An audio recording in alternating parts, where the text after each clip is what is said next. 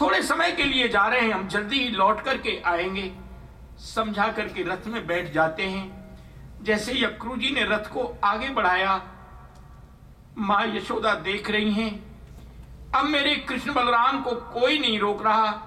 वो समझती थी कि गोपियां कृष्ण से बहुत प्यार करती हैं, वो नहीं जाने देंगी और कृष्ण भी उनकी बात मान लेता है। लेकिन अब देखा कि अब मेरे कन्हैया को कोई नहीं रोक रहा है। मां के पास में ममता के अलावा और कोई दूसरा अस्त्र रहता ही नहीं है। मां पछाड़ खाकर के गिर पड़ती हैं। श्याम सुंदर से नहीं देखा गया, कूद करके रथ से नीचे आए और मां से लिपट जाते हैं। मां तू क्यों रो रही है? मां ने कहा, कन्हैया तू बेटा मेरे को मां कह के पुकार रहा है। लोग कहते हैं मैं तेरी मां नहीं, देवकी तेरी मां है। तू मथुरा जा रहा है, देवकी से कहना अगर मेरे को मां न समझें तो कम से कम धाय नौकरानी पालन पोषण करने वाली समझ लें। इतना सुनते ही कृष्ण रो पड़ते हैं। बोले, मां तू कैसी बात कह रही है? हम इन बातों को कैसे भूल सकते हैं? देव की माता ने भले ही जन्म दिया हो, लेकिन कितने कष्ट सह करके तुमने हमारा लालन पालन किया। गोपियां शिकायत लेकर के आया करती थी, लेकिन कभी तुमने विश्वास नहीं किया। मां, हम सैकड़ों वर्ष देवताओं की आयु पाकर के भी तुम्हारे ऋण से पूर्ण नहीं हो सकते हैं, और इस तरह से मां के चरणों में प्रणाम करते हैं। अब मां हमको चलने के लिए आज्ञा दो। मां के चरणों में प्रणाम करके कृष्ण बलराम रथ में बैठ जाते हैं। गोपियां अपलक नेत्रों से उनको देख रही हैं। नेत्रों से झरझर आंसू बह रहे हैं। केवल गोपियां ही नहीं, गाय बछड़े सभी के नेत्रों से आंसू बह रहे हैं। आकाश में पक्षी उड़ रहे हैं, उनके नेत्रों से ऐसे झरझर आंसू बह रहे हैं मानो कोई वर्षा हो रही हो। इधर अक्रूर जी रथ को आगे बढ़ा देते हैं। गोपियां देखती रहीं। जब रथ दूर पहुंच गया, केवल धूल उड़ती हुई दिखाई दी। गोपियां श्याम सुंदर को पुकारते हुए पछाड़ खाकर के वहीं पर गिर पड़ती हैं।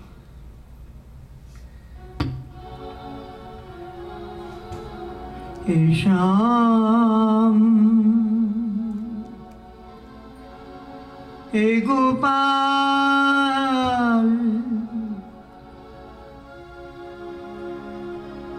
हे श्याम, मथुरा मत जाओ गोपाल, मथुरा मत जाओ। हे श्याम, हे श्याम, हे श्याम। 11 वर्ष तक श्री कृष्ण ब्रज में रहे, सबकी आंखों के तारे बन करके रहे। आज सारे ब्रज को बिलखते हुए छोड़ करके कृष्ण बलराम अक्रूर जी के रथ में बैठ करके मथुरा जा रहे हैं। यमुना के किनारे पहुंचे अक्रूर जी। सोचा कि अब चलो यमुना जी के जल में स्नान कर लेते हैं। रथ को पार पर खड़ा कर दिया और अक्रूर जी यमुना जी के जल में गोता लगाने के लिए उतरते हैं। जैसे गोता लगाया तो क्या देख रहे हैं, कृष्ण बलराम जल के भीतर खड़े हुए हैं। सोचने लगे कि तो बड़े चंचल हैं दोनों। बाहर आकर के देखा तो रथ में बैठे हुए हैं। अरे मैं क्या देख रहा हूं। दूसरी बार जब गोता लगाने के लिए आए, श्री कृष्ण नारायण स्वरूप में दर्शन देते हैं। बलराम जी शेष रूप में को देख करके समझ गए तो साक्षात भगवान है। स्तुति करने लगे। नतोऽस्म्यहं त्वाखिल हेतु हेतुम नारायणं पूरुषमाद्यमव्ययम् यन्नाभिजातादरविंद कोशात् ब्रह्मा विरासीत यत एष लोकः। हे प्रभु, साक्षात आप नारायण हैं। मैं आपको प्रणाम करता हूं। आपके नाभि कमल से ब्रह्मा जी की उत्पत्ति हुई है, जिनके द्वारा ये सारे जगत की रचना होती है। बहुत स्तुति किए। अंत में स्नान आदि से निवृत्त होकर के सम्मान पूर्वक कृष्ण बलराम को रथ में बिठाल करके मथुरा की ओर चल देते हैं। जब मथुरा के निकट आ गए तो बोले, कृष्ण अब पहले आप मेरे घर चलो, मैं आपके बिना कैसे प्रवेश करूंगा। श्री कृष्ण कहते हैं, चाचा जी हम आपके यहाँ जरूर आएंगे, लेकिन अपना कार्य करने के बाद में पहले आप हमको इस पास के उपवन में छोड़ दें और उसके बाद में आएंगे। आप खबर कर दें, हमारे आने की सूचना दे दें। उनको अभीष्ट स्थान पर छोड़ करके अक्रूर जी चले जाते हैं और कंस को खबर कर देते हैं कृष्ण बलराम के आगमन के विषय में। इधर उस उपवन में नंद बाबा पहले से ही ग्वाल वालों के साथ में आ चुके थे। कृष्ण बलराम से मिलकर के बड़े आनंदित हुए, उनको भोजन कराए, क्योंकि माँ का तो सबसे बड़ा प्यार खिलाने पिलाने का होता है। माँ ने बहुत सारी सामग्री रख दी थी। कृष्ण बलराम ग्वाल बालों को भोजन कराए, उसके बाद विश्राम करते हैं और इसके उपरांत जग करके नंद बाबा को प्रणाम करके मथुरा देखने की इच्छा व्यक्त करते हैं। ग्वाल बालों के साथ में मथुरा का निरीक्षण करने के लिए चल देते हैं। ग्वाल वालों का तो बड़ा प्रेम था। जब भी जाया करते जयकारे की आवाज लगाते, बड़े जोर से जयकारे की आवाज लगाई, बोलो कृष्ण बलदेव की जयकारे की आवाज गूंज गई और मथुरा नगर की नारियां आवाज सुनकर के बाहर आई।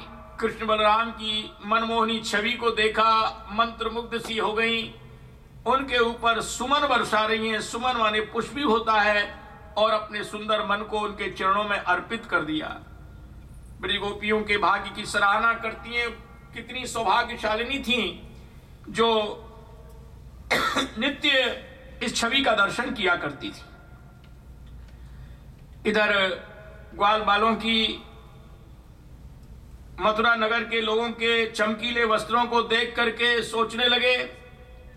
कृष्ण से बोले, भैया हम तो पुराने ही कपड़े पहन के चले आए, यहाँ के लोगों के नए चमकीले कपड़े देख के हमको तो शर्म लग रही है।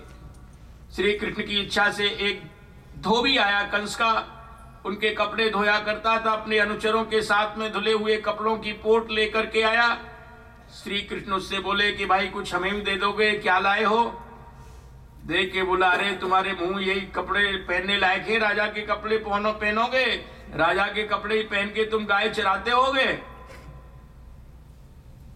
कृष्ण ने उसमें एक तमाचा दिया, उसका काम तमाम हो गया। बाकी के जो थे सब पोटों को छोड़ के भाग गए। श्री कृष्ण ने चमकीले चमकीले वस्त्र ग्वाल बालों को दे दिए। वो तो बहुत बड़े बड़े वस्त्र थे। एक धोबी आया, उसने नाप के कपड़े बना दिए। श्री कृष्ण ने अपने जैसा सुंदर रूप उसको प्रदान कर दिया। सुदामा माली के यहाँ पर गए, उन्होंने सबको मालाएं पहनाई, उसको भी अपनी अविचल भक्ति दे दी। कूजा चंदन घिसने का काम किया करती, घिसा हुआ चंदन लेकर आ रही थी। श्री कृष्ण बोले, हे सुंदरी, ये क्या ले जा रही हो, हमें भी दोगी? देख करके मंत्रमुग्ध सी हो गई। ऐसा सुंदर रूप उसने कभी देखा नहीं। कहा, हे त्रिभुवन सुंदर, मैं कंस की दासी हूं, चंदन घिसने का कार्य किया करती हूं। आपसे बढ़ के इसका अधिकारी कौन होगा? कृष्ण बलराम ग्वाल बालों के चंदन लगाया, कृतार्थ हो गई।